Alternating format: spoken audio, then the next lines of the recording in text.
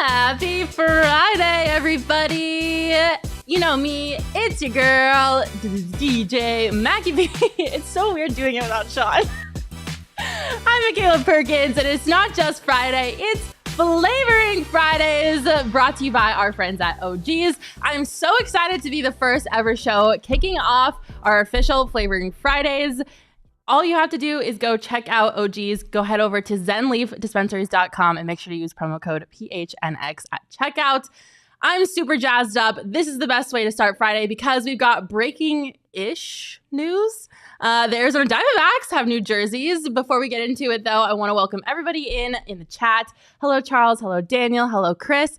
Hello, Andrew, Elizabeth. What's up, everybody? So glad to see you. I've got lots of questions for you guys today, so make sure you are dropping your answers in the chat so I can include y'all in the show because, you know, it's just me up here now, so I like being able to talk with you guys. I did lie, though. Faj is also here. Father Overlord Jacob. It's always forgetting me. I know. Because one day it's not going to be me.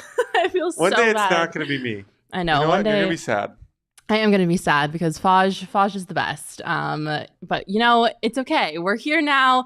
And Faj is a big Diamondbacks fan like I am. So I'm super stoked to talk about these new jerseys. We also got some Phoenix Suns talk because D-Book is back. We got some Cardinals talk because Kyler Murray is back. A lot of great stuff on deck for you guys today. But let's go ahead and get started with the biggest news in the Valley today because the Arizona Diamondbacks decided to rock our worlds and drop brand new jerseys. We've got 4 of them, you guys. 4 new Arizona Diamondbacks jerseys. And I'm not even going to lie to you. I think they're pretty sweet. I'm obsessed with them. Before I show all of them, let's go one by one and break it down. Starting off with our road gray uniforms. They are all gray with Arizona on the front. They have a red Arizona, and then they're outlined, hello, English, outlined in teal. Also, by the way, this is going to be a little rough for you audio listeners. So if you're listening on audio, go on head over to YouTube if you want to look at these jerseys. It's like ASMR, but yeah, not really. Yeah. Maybe I'll just hey, ASMR, new jerseys. Okay, anyway, sorry. You can't distract me like that. I'm going to go off a tangent. These are their gray uniforms. They're all gray, like I said. Not bad, honestly. Not my favorite out of the 4, but pretty sick to start us off. This is the safest one. Yeah, I feel like this is a very safe uniform to wear. It's not bad. I'm glad it doesn't have that awful scaly like print on it that the old ones had. I was hoping that they wouldn't do that again. I will say, though, they did bring back the old D snake logo for their hats, and I really like that. How do you feel about the piping? I don't hate it, to be honest. It gives me a very classic vintage baseball feel, which is like I kind of dig. Yeah, I like it for sure. I like that they brought the D logo back on the hats, the Snake D logo. I really like that logo, so I'm glad that it's back. And then we've got their black alternates, which I think these might be my favorite out of all 4. Top 5 jersey all time. Top 5 jersey of all time for sure. It's a black jersey with the A logo on the chest. It has outlined in teal. Is the piping teal or is it white? I can't Correct. tell. The piping is teal. Yeah, the piping's teal. Oh my God. These are so sick. I think these are definitely the best out of the new 4. I love them so much. No notes. I wouldn't change anything. Just obsessed. Their hats are black and they match. The A logo on the hat matches the A logo on the jersey. Just, absolutely beautiful. And then we've got their home white uniforms, which honestly, I really also like. It's basically the exact same thing as their black jerseys, but the jersey is white with black piping instead of black with teal piping. And then their hats are red. And it doesn't say D-backs. It doesn't say D-backs, it has the A. Yeah, I A. really dig these. I'm a huge fan. Yeah, the once again, the vintage feel with the piping is really nice. Super sick. And it's just kind of clean. Like, I think the off-white doesn't make it. Like, I really liked how white, we talked about this on the D-Back show that I was on Wednesday. Yeah. The home white and teal was like, it was a good jersey. For sure. And I think they took that and pushed it further. I like it. Yeah, I like it a lot. I like that the black jersey has like the black jersey and the black hat, and then the white is the white jersey with the red hat. I think it's so cool. I'm absolutely obsessed with this. And then the red uniform. We don't have a picture of it, but that's okay. We'll show you all 4 of them together so you can see what the red uniform looks like. The red uniform has Diamondbacks spelled out completely on the front in black writing with teal piping, or teal outlined the words, and then a teal number on the front. It's the only jersey that has a number on the front out of the new 4. And I don't know how I feel about this, you guys. I like that it's not D-backs because obviously we have that stupid nickname of like D-bags. Whatever. I didn't like D-backs. It's the Arizona Diamondbacks. It's not the D-bags.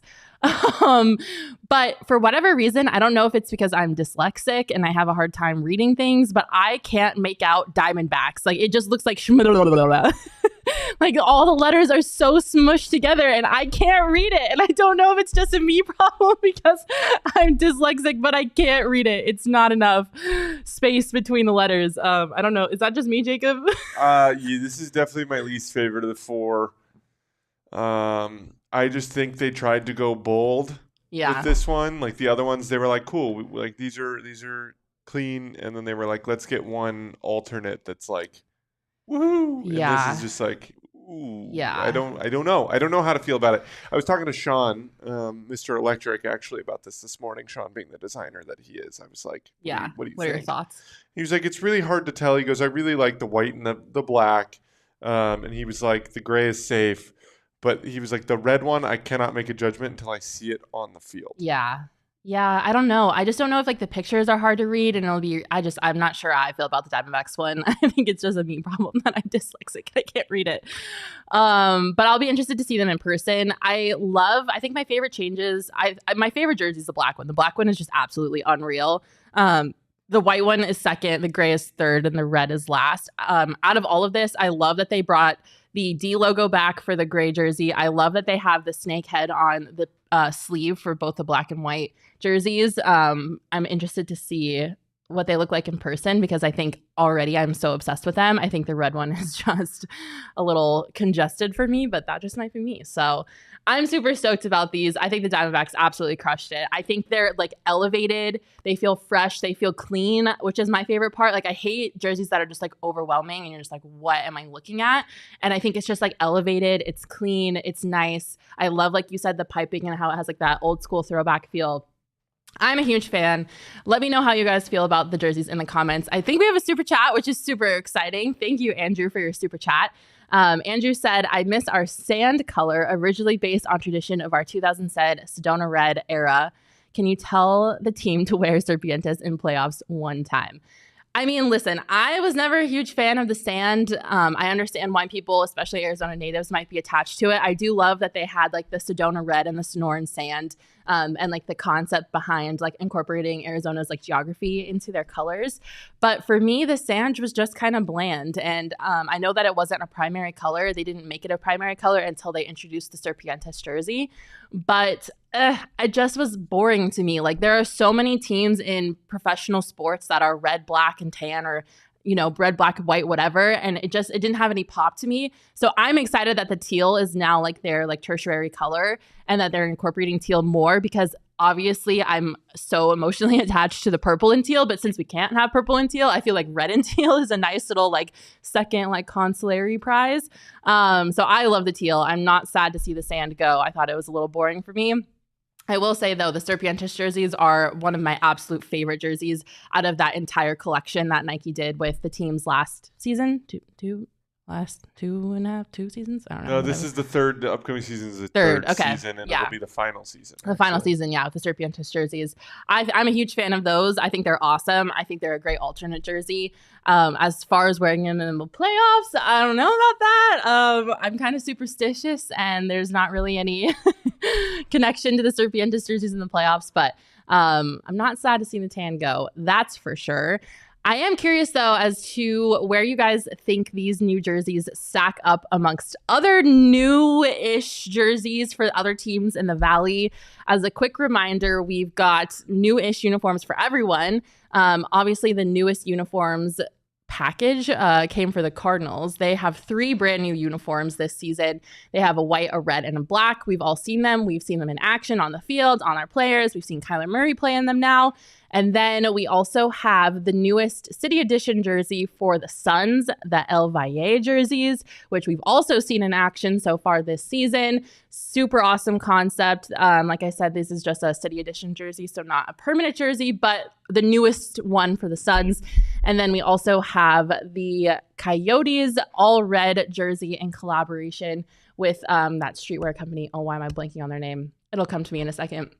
It's not Modern Rockstars, is it? I don't know why I'm blanking on it. I'll Google it.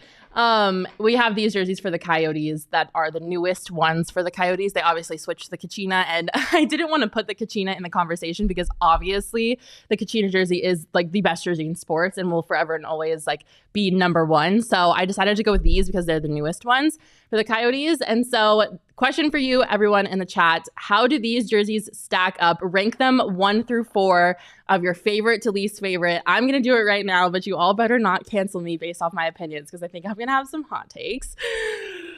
I'm so scared to say this. I think the Coyotes jerseys are my favorite out of all 4 of those. I know that's crazy. I know people are going to get mad at me, but for whatever reason, like the streetwear combo with hockey, like I never thought it would work so well, but it does. And I love the color. I love the simplicity. I love the trim. I love just everything about those jerseys. I love that it says Arizona on the front. Like I love them so much. Like, please don't cancel me. They're my favorite, but Coyotes for me, number 1. I think El Valle is probably number 2. You just like, you can't go wrong with like a purple jersey with like a bunch of cool stuff on it. Like purple is obviously one of my favorite colors. So I think El Valle and the concept behind it and like the meaning behind the jerseys and the traditions that it has for our city, I think is awesome. The video that they did for that jersey, the release video, was so sick. And then like as a package, remember we're doing these all together. I think Diamondbacks is 3rd. If I had to pick just one of those jerseys out of the new 4, like the black Diamondbacks jersey would be like number 1 overall, I think, because it's so cool. But as a package, it's so good. Yeah. I'm ranking Diamondbacks 3rd, and then sorry, Cardinals, you're going last, which I feel like is going to be kind of a common theme in the chat when you guys are ranking your jerseys, but I'll be interested to see what you guys think. I know that you're going to get mad at me for ranking the Coyotes first, but I think I'm just like so obsessed with that jersey. Like, I don't know why. It's just a personal thing. But out of all of those, though, Diamondbacks wise, the black one is definitely my favorite and the best. And I would, if I had to just like rank one individually, I would put the Diamondbacks black one first. But I'm interested to hear your takes. Elizabeth saying Suns 1, D-backs 2, Coyotes 3, Cards 4. Okay, all right. I think that's probably what I would do. That's what you're going to? I think it's El Valle, D-backs, Yotes, Cards. That's exactly, okay. I think the order I'd put that in. Okay, that's fair. Daniel saying Suns 1, D-backs 2, Yotes 3, Cards 4. So same thing as Elizabeth. Honestly, I figured that was going to be the reaction because the El Valle jerseys are so cool. But I'm just a weirdo. Like, I just love the Coyotes jersey so much. It's so cool. So I'm interested to see what the rest of you say. Don't come for me. Hey, Charles saying Mac is correct. It took some time for the Yotes Desert Night jersey to grow on me, but I love them. Yes, they're so cool, you guys. Definitely one of the best. I think the Coyotes have the best jersey in the NHL. I don't think that's a hot take, right? Well, the Kachinas for sure. Yeah. But you put this in this context of a conversation. You put all these jerseys up against just the Desert Night jersey. Correct? Yeah. But I mean, like now, just like speaking in general, I think the Coyotes like beat every team in the NHL for jerseys. I also really liked their orange one that they did last season too. I thought that was sick as well. So I think the Coyotes have the best jerseys in the NHL, period. Charles saying Yotes 1, Suns 2, D-backs 3, Cards 4. Let's go, Charles. He agrees with me. You love to see it. Either way, though, I'm just super stoked for the Diamondbacks to have new jerseys. It was time. I really wasn't a fan of their like jerseys that they had the last couple seasons. I was happy that they got rid of like that weird diamond pattern that they had on the jerseys and kind of just made it a little bit more simple. But these are even better than the ones that they had last season. They're just so elevated. And I think it's a perfect time to do this after a World Series run. Everyone is so hyped about the team. Let's make sure the team feels hyped about themselves and feels good in their sick new jerseys. So super excited that they came out with them. And I'm looking forward to watching them play in them next season, fresh off of a World Series run. Super exciting time for the Diamondbacks organization as a whole. They are currently in the free agency period, and not much has happened yet, but that's okay because I have faith that good old Ken Kendricks is going to open up the money bag, the checkbook, and he's going to let his team compete and let Makayla do what he needs to do to make this team a World Series contender. Call me crazy, but I'm not worried about that. I think they're going to do what they need to do to fix some of the holes that they have in their roster. Connor in the comments saying, as a Red Wings fan, he leans Blackhawks as best jerseys and he hates the Blackhawks. Meh. I'm underwhelmed. Anyways, super excited for the Diamondbacks. Glad they got new uniforms. They're so beautiful. In fact, I might have to look at their uniforms with some shady rays on because the beauty is blinding. It is so gorgeous. And the shady rays, they got me hooked up because they build sunglasses that are built to last. They are premium polarized shades. They are an independent sunglasses company that is world class. They are just as good as any expensive sunglasses. They've got durable frames, extremely clear optics for outdoor adventures. Shady Rays offers the most insane protection in all of eyewear. Every pair of sunglasses is backed by lost and broken replacements. If you lose or break your pair, even on day one, they will send you a brand new pair, no questions asked. They have your back long after your purchase. I've been a fan of Shady Rays for forever. You guys all know this story. I brought my brother a pair of Shady Rays when he was becoming an airline pilot because he had to have Polaroid sunglasses, and so I bought him some Shady Rays. So big fan of Shady Rays. And if you don't love them, you can exchange them for a new pair or return them for free within 30 days, but I guarantee you're going to love them. There's no risk when you shop. Their team always has your back. And exclusively for our listeners, Shady Rays is giving out their best deal of the season. Go to shadyrays.com and use code PHNX for 50% off 2 or more pairs of Polaroids. I don't know why I struggle so bad. Polarized sunglasses. Try yourself the shades that are rated 5 stars by over 250,000 people. I have always struggled with that word. Polarized. It's better that you struggle with that word than what Jason Demers did during a Shady Rays read, but we'll talk about that offline. I can't say it. I don't know why. And if you are in the sports merchandise buying mood because the Diamondbacks just came out with new jerseys and you're feeling like you want to go buy some jerseys, FOCO has you hooked up because they are the leading manufacturer of sports and entertainment merchandise. They've got product lines that include apparel, accessories, toys, collectibles, novelty items, and more. They have officially licensed gear for all sports and fandoms. It's just the end of baseball season, like I was saying, so you can go and grab some Diamondback stuff over at FOCO. We got a ton of great stuff for you guys. FOCO always has our back for Arizona sports, and they have yours too. Get the best gear around by visiting www.foco.com. That's FOCO.com, and use code PHNX for all non-presale items. Use the promo code PHNX for 10% off. Alrighty, no more hard words, please. I swear I'm not dumb. It's just hard for me. I don't know why that word is so hard. It doesn't make sense to me in my brain, but whatever. It's fine. We're moving on. Polarized sunglasses. Whatever. A Polaroid camera, yes. Yeah, polarized sunglasses. Moving on to something that's not hard to understand. Devin Booker is freaking good at basketball, you guys. That is the easiest thing in the world to comprehend. And my God, he's back. He's finally back. We saw him make his return on Wednesday against the Timberwolves. Wednesday was a little bit of an interesting day. I'm not going to lie. I don't know how we were so all led astray. We were lied to. I feel lied to. I wanted to put Shams on a throne and yell at him, "You sit on a throne of lies!" Because everyone and their mom thought that the big three was going to be debuting on Wednesday, and we were going to watch Devin Booker, Bradley Beal, and Kevin Durant all play basketball together. And it did not happen. A couple hours before the game started, Bradley Beal was ruled out. He was downgraded from probable. Crushed all of our hopes and dreams. And made me want to cry because I was so excited to watch Devin Booker and Bradley Beal and Kevin Durant all play basketball together. And it just got taken away from me at the last minute, and my hopes and dreams were crushed. And it felt like all of the air probably was sucked out of Footprint Center because we were all stoked, and then we just had our hopes and dreams crushed. So going into that game, it was all excitement for nothing. And obviously, the Timberwolves were one of the hottest teams in the NBA. They had won 7 straight games, and they have the NBA's top-ranked defense. And then coming into that game, the Suns had lost 5 of their last 7.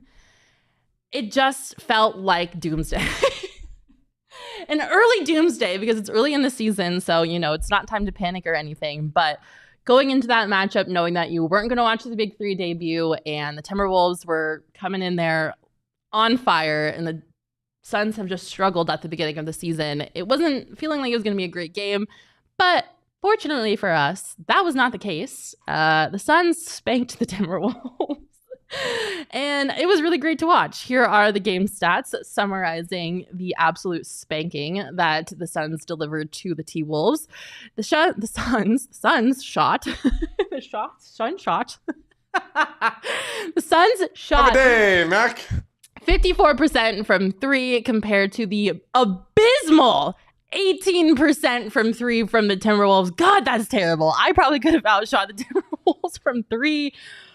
Holy shit, that is not great. Speaking of not great, also the Suns shot 60% from the field compared to the very sad 45% from the field for the Timberwolves. The Suns, by golly, by God, managed to have less turnovers than another team in a game. Who would have thought that would have been possible? Because they were averaging about 17 turnovers per game heading into this game against the Timberwolves. What is wrong with me? Am I okay? And yeah, the ball was moving around a lot because the Suns had 41 assists compared to the Timberwolves' very sad 18. Obviously, this was a dominating performance from the Suns, which you always love to see, especially against a team that was looking pretty good, except for the poor player that got put in a headlock thanks to Draymond Green. But hey, we're not talking about that. We're not talking about that. The Suns looked really, really good. This was like the first game where even though we were missing Bradley Beal, I kind of was able to breathe and was like, okay, it's going to be okay. Like, as long as we have Devin Booker, it doesn't matter because the Suns finally looked cohesive. They looked like they were a comprehensive team that knew what they were doing, which, to be honest, was the first game I felt that way all season. They have really struggled at the beginning of the season. Like, you would have some individual performances every now and then from a player during a game where you're like, wow, that was pretty good. But they just did not look like a team. They looked terrible to start the year. And even though we were missing Bradley Beal, and there's definitely some improvements that still remain to be had, it looked like they were a team, which was so great. They didn't implode in the fourth quarter, which miracle. I don't know who I have to thank for that, because after the third quarter, the past a month of Suns games, I just turned the game off because I knew how it was going to end. The Suns were going to blow it. If they had a lead, they were going to lose. So they didn't blow it in the fourth quarter, by golly, which is great to see because we all knew what was going to happen in the fourth quarter. We thought what was going to do in the We knew everybody took a collective breath. Yeah. At the start of the fourth. Yeah. I'm not kidding. Dead offensive saying I almost needed to be put on suicide watch the way the fourth quarter started again. Yeah, it did start. The fourth quarter did start pretty bad, but they thankfully finished strong. I don't know. It was terrible watching the Suns play basketball the fourth quarter. I'm not kidding. I genuinely turned the game off after the third quarter watching Suns games because I knew what was going to happen. So it was great to finally see them not blow it in the fourth quarter, even though it definitely got off to a rocky start. And Devin Booker. Leave it to the face of the franchise to remind everybody that this is Devin Booker's team. He was basically running the show out there all night. We can take a look at his stats. In his first game back in 2 weeks, Devin Booker racked up 31 points, 5 assists in just 26 minutes, shooting 12 of 22, which is my birthday, by the way. So I think that's an omen that Devin Booker decided to shoot 12 of 22, which basically equates to 54% from the field. He also racked up 4 rebounds. It was definitely an impressive display from this guy from his first game back in 2 weeks. Not a double-double, not a triple-double, maybe not necessarily the full Devin Booker that you would expect to see, because normally he definitely can put up a little bit more on the rebound and the assist front. But all in all, you can't really complain. So far in the 3 games that Devin Booker has played in this season, because he has only played in 3, Devin Booker is averaging 31 points, 8 assists, 6 rebounds, and he's shooting 56% overall, 45% from 3. I know it's a small sample size. It's only 3 games, but watching Devin Booker come back and play in that Suns game just reminds you that this is Devin Booker's team. Like, Kevin Durant, bless his heart, has done everything that he can to help this team be competitive and stay in it.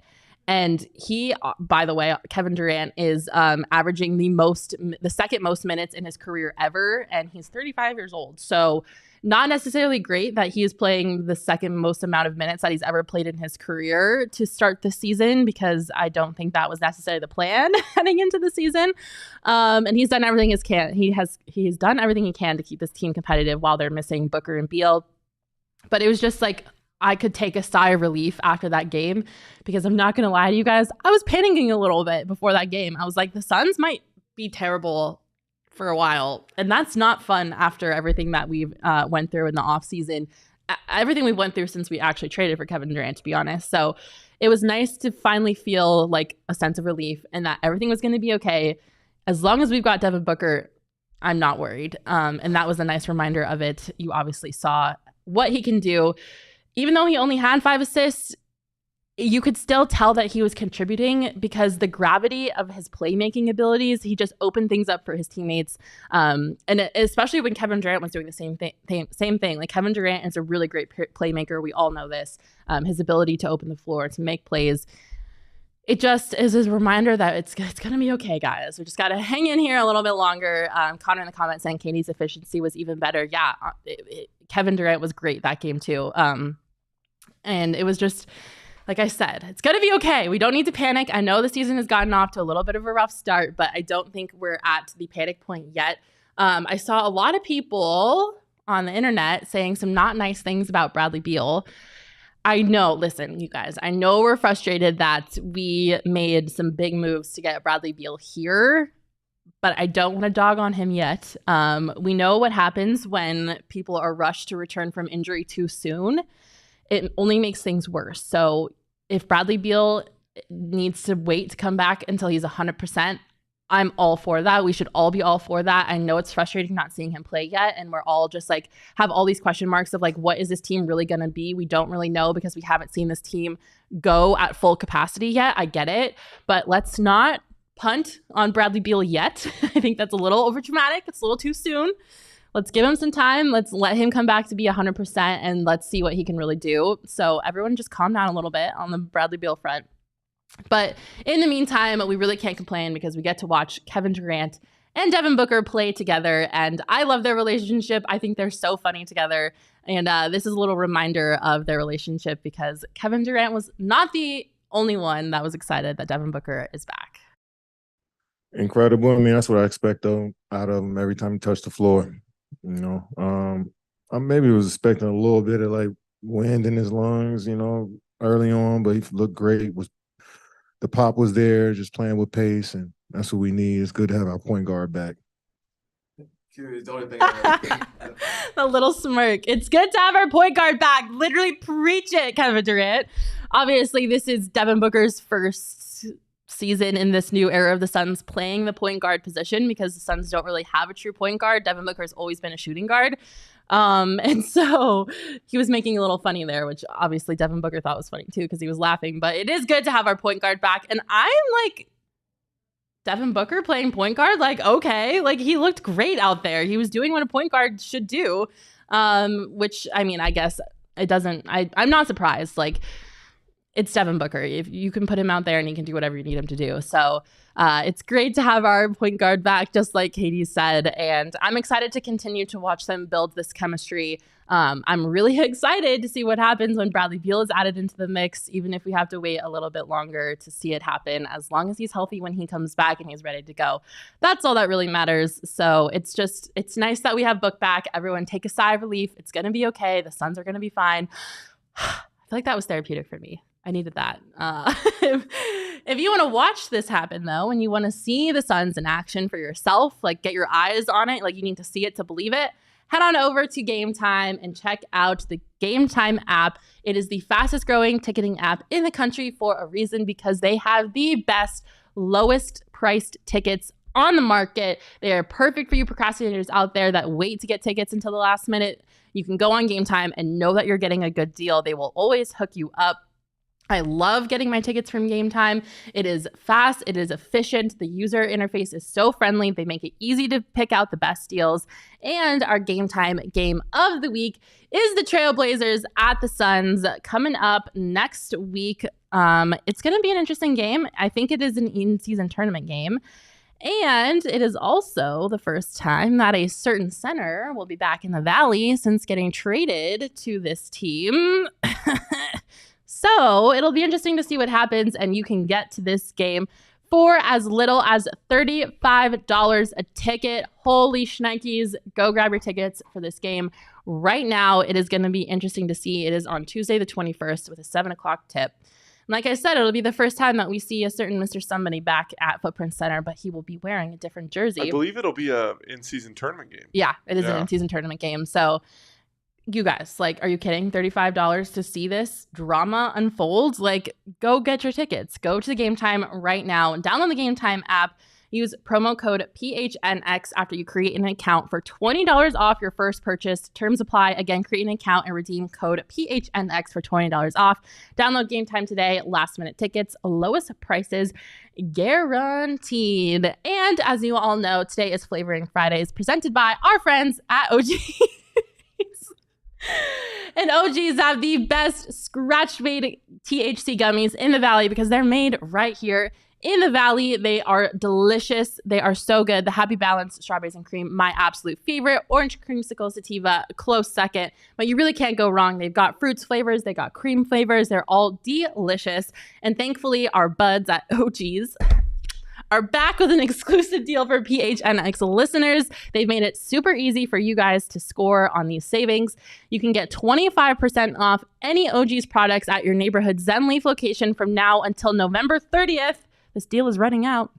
When you place an online order and use our code, just head to www.zenleafdispensaries.com, find your closest location, order your favorite OG's gummies for pickup, and enter discount code PHNX at checkout. This deal is exclusively for our PHNX listeners, and as a reminder, it is available only for the online/pickup order option. The discount code is PHNX, and it is active until November 30th. Shout out OGs. This is great. I'm so glad I get to be the first person kicking off Flavoring Fridays. Firegut asking Mac, what's in the cup? It is my favorite holiday Starbucks drink. It is the oat milk. No free ads. What? No free ads. Oh. Just kidding.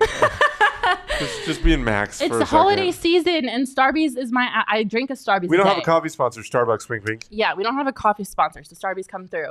It is the gingerbread oat milk chai latte. It is delicious, so good. I can only drink oat milk, and the fact that they came out with a specialty oat milk drink, mwah, I love it. It is delicious. So go grab one. All right, let's talk about some Arizona Cardinals, shall we? Because Kyler Murray is back. Finally! Oh my God. This is my first show after Kyler Murray actually took a snap and played some football. And just look at this, you guys. Like, look at Kyler Murray in the new Cardinals uniform on the field. Like, it is so exciting to see it. Oh, also shout out to Danielle, by the way. She is our producer/photographer extraordinaire, and she took these amazing photos of Kyler. Like, I could cry looking at that. Like, Kyler suited up on the field, ready to go. I'm just so happy. Like, I feel like we've been suffering for so long, and we've got Booker back, we've got Kyler back. Like, it's just like I could cry, tears of happiness. And Sunday was exactly what I wanted to see out of Kyler Murray. It was his first game back after his 11th month recovery from his torn ACL, as we all know, and he did not disappoint. Kyler Murray put up some good stats. Let's take a look. He completed 59%. He racked up almost 250 yards. He rushed for 1 touchdown and finished with a QBR of 71. I am just so stoked to see Kyler Murray back on the field, and he did not disappoint. Like I said, he was out there doing what he needed to do to help lead his team to a win. He rushed into the end zone for himself. He was throwing the ball. He was slinging that thing all over the field. It definitely it was the performance that should have shut up any doubters of what Kyler Murray was going to be like when he came back, because he was super efficient. And all I can say is wow. And you know who else agrees with me? head coach Jonathan Gannon. Yeah. Wow. Wow. I mean, what else could you say? What else could you want out of Kyler Murray's first game back from an ACL tear? Jonathan Gannon, by the way, is just a character. Like, he is so monotone, but he's so nice, but he just is just like so even-keeled constantly. Like, I don't think I've ever seen him like get excited about anything or like smile really big or like yell. Like, he's just so even tone all the time. But wow, I mean, he summed it up perfectly. Wow. It was as good of a start as you could ask from your QB who just came back from a basic knee reconstruction. Obviously, there were a little bit of rust. We had a false start, delay game. There was that big miss pass down to Hollywood Brown. But aside from the rust, that I think is kind of fair for someone who was out for 11 months because of his knee, who probably had some first game jitters back playing for his home at his home stadium for the home team, and like had to learn an entirely new offense, which we're going to talk about in a minute because we need to talk about Drew Petzing's offense. But he had to learn an entirely new offense, which is leaps and bounds more advanced and better than the one that he was operating in for the past 4 seasons. There was going to be a little bit of hiccups, and we saw the hiccups, and I'm not mad about it. I'm not worried about it. I don't think there's any concern. After the game, Kyler said he was feeling really good. He spoke to the media on Wednesday, said the same thing, like he was a little sore, but I feel like being sore is fair. I feel like every football player is sore in season. So we got exactly what we wanted, and then some, I think, for Cardinals fans. He answered all of our questions in that game. I don't think he left anything to doubt. A big topic that was entering Sunday was, Murray's effectiveness in running the offense from under center. Especially given the fact that Drew Petzing has the offensive coordinator title now, and this was his scheme. But like all good coaches, Petzing didn't go into the matchup with like that one-size-fits-all mentality that we've seen. Looking at you, Cliff Kingsbury. And it was all it was all about utilizing his quarterback skill set, and he really did just that.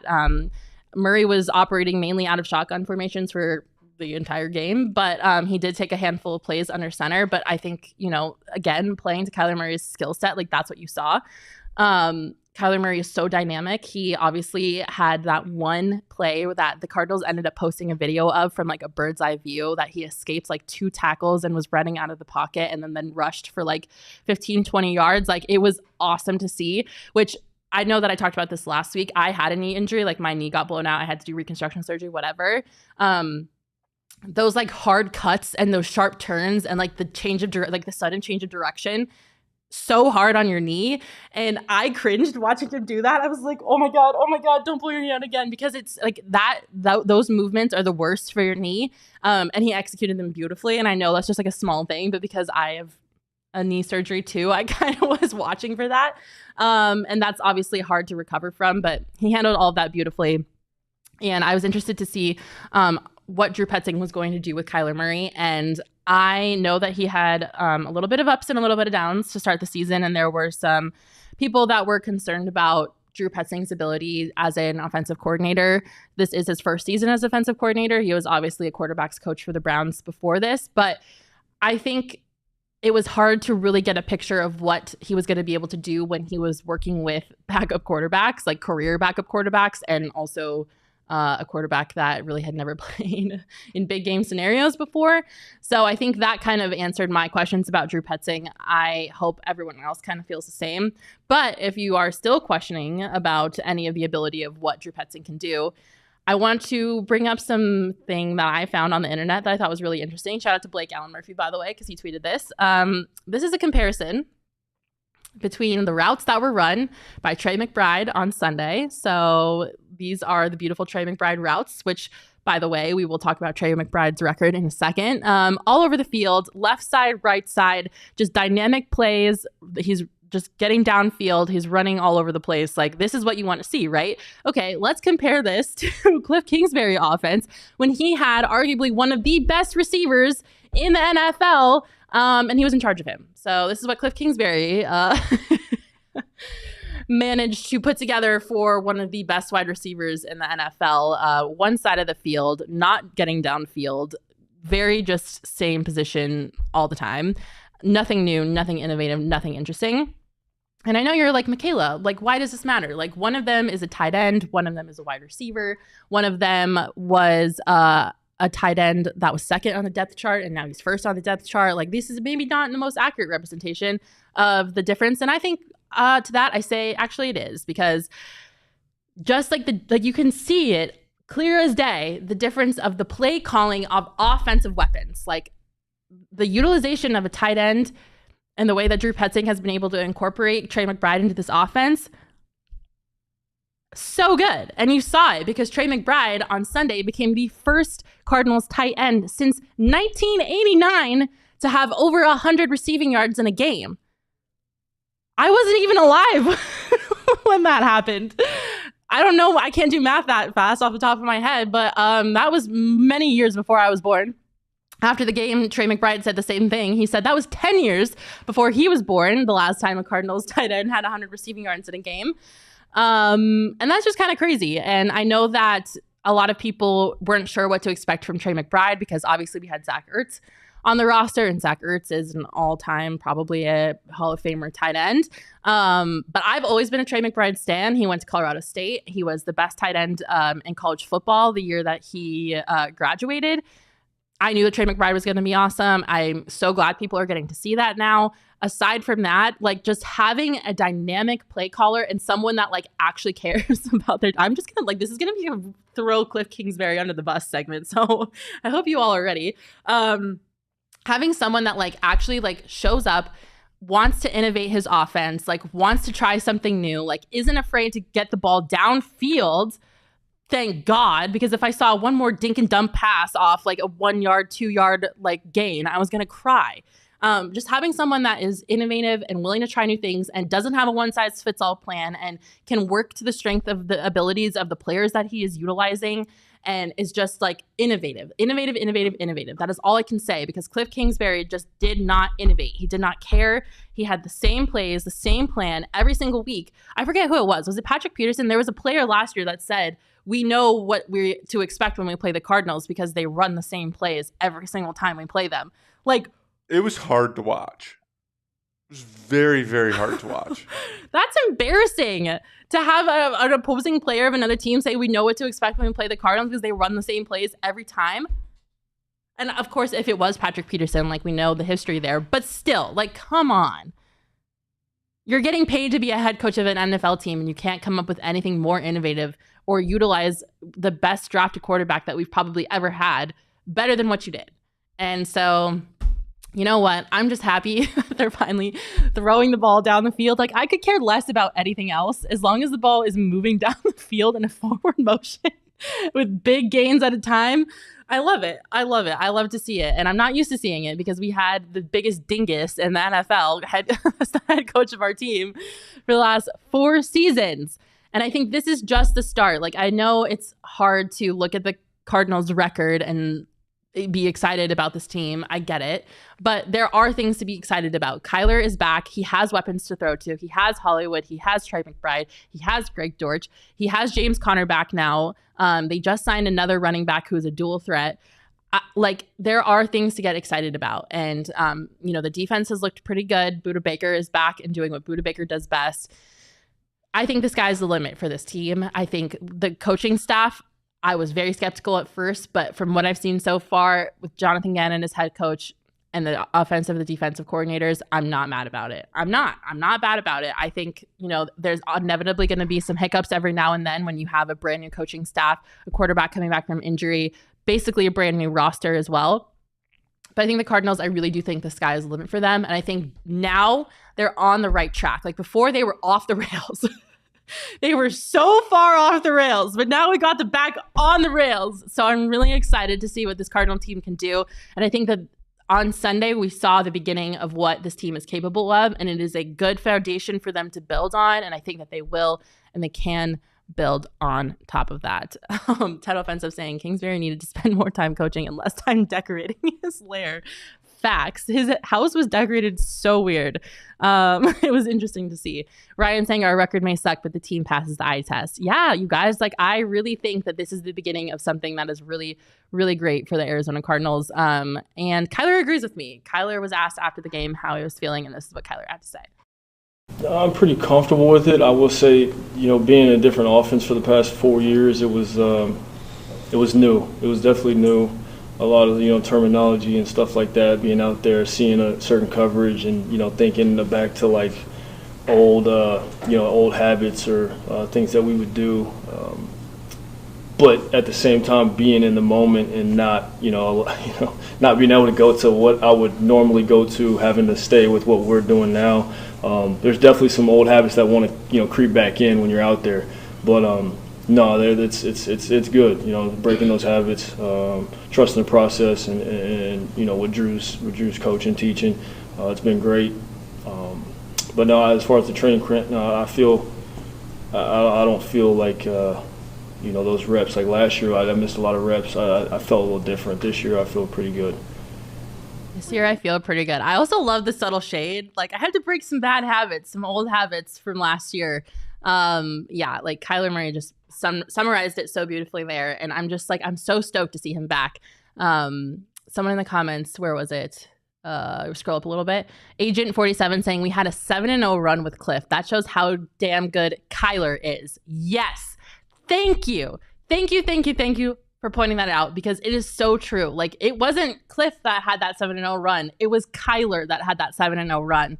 Jan Paul Edward Dadio saying culture is much better and that will lead to more wins. I agree. I think the culture of this team is so much better. There's so much more accountability. There's so much more transparency. I think I can tell that the players are having a way better time than they did the last 4 seasons, even though they have a losing record. Like, I'm so confident in this coaching staff. I think the culture is so much better, and I 1,000% agree with you.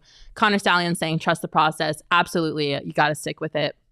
Ryan saying, I love seeing K1 get the support. I'm still annoyed by the study clause. I agree. Who needs 4 hours to study and analyze the same 7 to 8 plays he ran for the last 6 to 8 years? Thank you. That is a great point. Why would he need to study film when he's running the same freaking plays? 7 to 8 plays. Like, hello. There's always so much film if the same fucking things are that you can watch over and over again before it's like, okay, I've seen enough. But he also said, I love saying K1 smile. I do too. There is this like weird vitriol in the internet of like a weird group of Cardinals fans that absolutely just shit on Kyler any chance that they get. And the things that they say about him, you would think that Kyler murdered their firstborn child. Like, it is personal and it is bizarre to me. Like, why?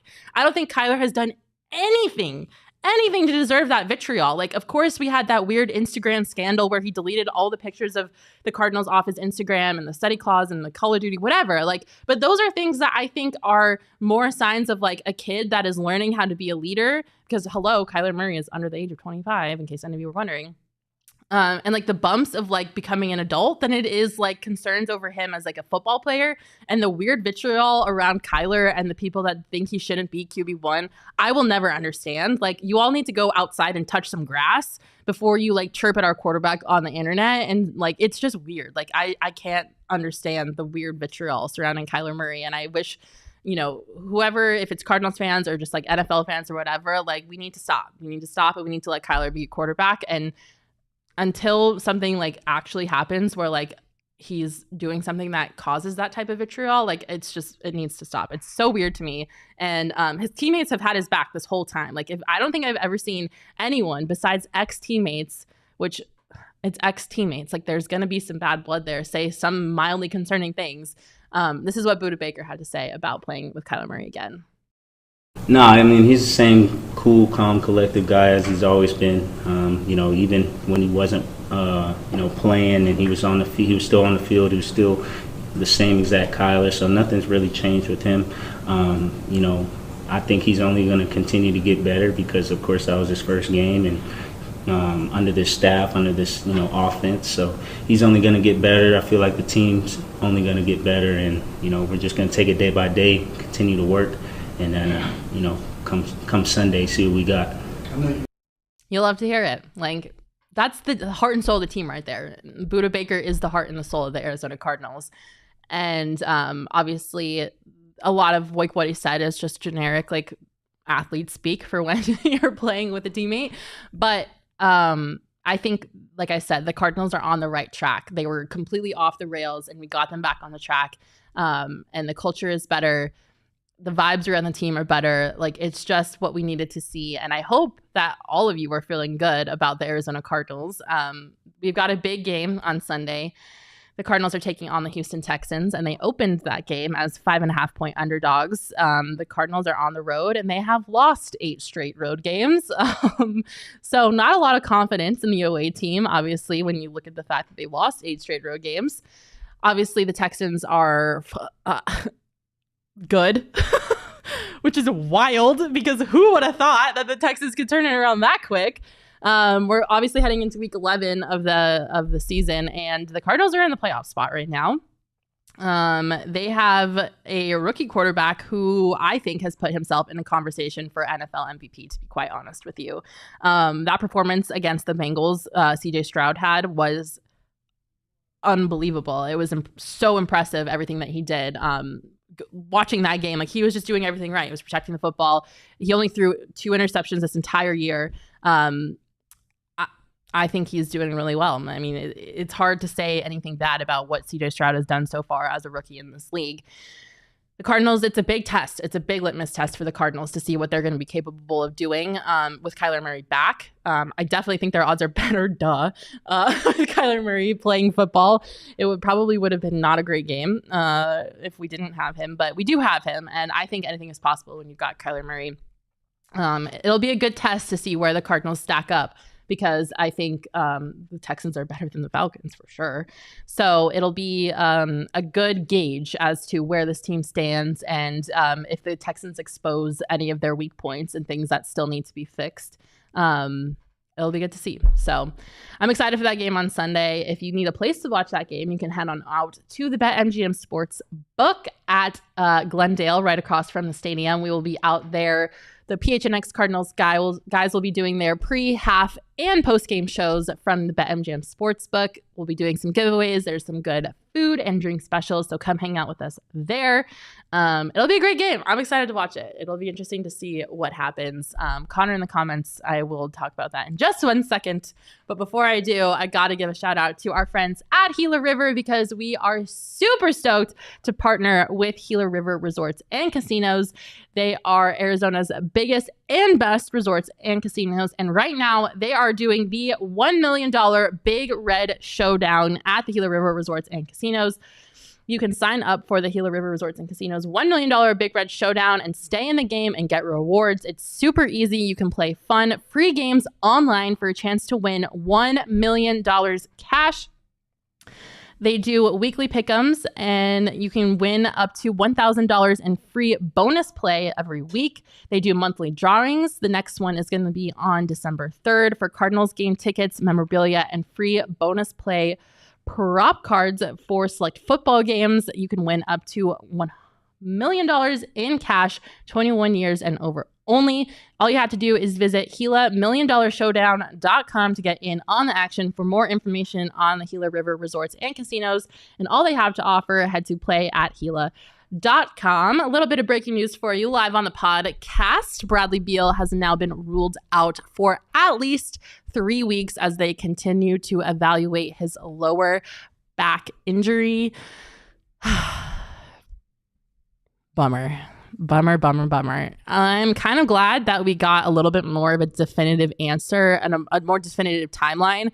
It was really, really annoying getting my hopes up before every game, waiting for the injury report to see if he had been upgraded from out to probable or downgraded. I don't know. So at least we have a little bit more understanding of what's going on and what's being dealt with in a timeline for him. He's going to be reevaluated at 3 weeks. It doesn't mean he's coming back at 3 weeks. It's nice to not get my hopes up. And now I know that we have at least 3 more weeks before we see the big three play together. Obviously, this isn't what you want to hear. It's not ideal. We all know what the season is hinging on. This is the Suns championship window. It's championship or bust. They have gone all in. They have taken their poker chips and they have placed them in the middle of the table. They are all in on this team. They have leveraged their future. They have traded away draft picks. They've traded away important young key pieces. It's not what you want to hear. Yes, Ty Johnson, he has been ruled out for 3 weeks. It's such a bummer. And I understand the disappointment because we are all waiting to see what this big three has to offer. And we have no clue what it is because we haven't seen them play together. And there's a lot hinging on this. And there's a lot hinging on Bradley Beal's shoulders, weighing on Bradley Beal's shoulders. But he will officially be reevaluated after 3 weeks with his lower back injury. I understand the disappointment. I understand the frustration. It would be one thing if, this team was rebuilding, retooling, but they're not. They're all in. This is a championship year for this team, and it's scary that we have to wait another 3 weeks to see if he's going to play, if he's going to be okay, if he's not. I've seen a lot of the damaged goods narrative on the internet. Like, we traded for damaged goods. I feel like that's really unfair and a really harsh narrative. So let's not go down that deep, dark, scary path quite yet. It's okay. So we'll see. We'll have to wait 3 weeks to watch the big three play together. Not ideal by any stretch of the imagination, but thankfully this is happening now. I would rather this happen earlier rather than later in the season, and we miss Beal for the playoffs or whatever. So obviously, we have to get to the playoffs first, but it's early. It's early. I'm going to keep telling myself it's early until I stop panicking. What a bummer. That's not how I wanted to add the podcast, Jacob. Give me something good. Tell me something fun, friendly, off the cuff. Go. Ready? Go. Yoshinobu Yamamoto is probably going to be posted early next week, and the Diamondbacks are rumored to have interest. And according to rumors, he prefers the West Coast. Oh, I'll leave it at that. Thank you, Jacob. That's exactly what I wanted to hear. We all know he's not going to the Angels because Shohei's not staying with the Angels. So by golly, by God, the Angels are out of it. So West Coast, you think Mariners? Dodgers. Padres don't have the money. If yeah, Padres. Saying Padres have an edge. They are literally selling people off their team right now. The Padres are fire sailing. And did you know that they had to take out a loan to pay their payroll because they didn't have enough money to pay the payroll? So they took out a loan. Rest in peace to the owner. He's yeah. That's part of their situation. Being sensitive. Not really. But the Padres are out of the conversation. Are out, so you're looking at the Angels are Mariners, out. Dodgers, Giants, Diamondbacks, and the sneaky Diamondbacks. Dark horse. Ken Kendrick, my guy. Let's listen. I need you to get your checkbook out. $250 out the door. That's what it's going to be. Oh, easily. I need you to reconcile with the fact that this offseason is going to hurt your bank account a little bit. But I'm going to need you to get your checkbook. I'm going to need you to start writing down some zeros because we need to make some moves. And this player is another potential generational player like we've seen in Shohei Ohtani. So we got to do what we got to do. You would want him here, right? Who, Yamamoto? Yeah. Absolutely. Yeah. He's literally one of the most coveted free agent pitchers of all time. Yeah, he's ridiculous. He posted a 116 in 170 innings last year. He's stupid. So listen, Mr. Ken Kendrick, we need to get him here at all costs possible. Especially I think the Cubs are leading the Shohei sweepstakes right now. The Cubs are in it for Shohei. I mean, that's what the tabloids want you to think. I think it's really tough to tell. Yeah, I think Shohei's going to be picky because he's the same way as what am I trying to say? He wants a small market team. He picked the Angels for a reason because they're small market. He could have easily gone to the Dodgers or the Yankees, but he didn't want to. So I don't know. Hopefully that mentality hasn't changed. Hopefully he's still pro small market. But I'll be interested to see where that goes. So thank you for that good news, Jacob. That made me feel a lot better. Hopefully we get some new Diamondbacks news now that they've released their new uniforms. New uniforms, new players. It's all a part of the plan. Let's go. New uniforms, new players next. Ken Kendrick, I'm looking at you. Oh gosh, guys. Thank you so much for tuning into this episode of the PHNX Sports Podcast. If you haven't signed up to become a diehard yet, what are you doing? We are the best Arizona sports fandom group of diehard fans on the planet. And all you have to do is head on over to gophnx.com and sign up to be a diehard. You get a free shirt when you sign up, 20% off shirts at all times, all merchandise, 20% off events, which shout out to everyone who came to our Suns takeover, by the way. That was so much fun. I hope you guys had a blast. And exclusive diehard content. You get access to our diehards only Discord, which we're talking in all the time. You can come talk to me in our Discord. It's going to be great. So sign up to be a diehard right now. And we'll see you out at the BetMGM Sportsbook on Sunday for the Cards watch party. You guys are all the best. Ryan, Daniel, Connor, Chris, Elizabeth, Charles, You are all my absolute favorite humans, and everyone else in the chat. Thank you so much for tuning in. We will not be live next week. Next week is Thanksgiving, and I will be home in Colorado visiting my family. So I will not be here next week. I will not be doing a show, but you get 2 shows, 2 the week after that, double the Mac. And it's going to be great. So I hope you all have a lovely weekend. I hope you all have a wonderful Thanksgiving with your families. And I will see you in 2 weeks. Bye. We all silly like the mayor.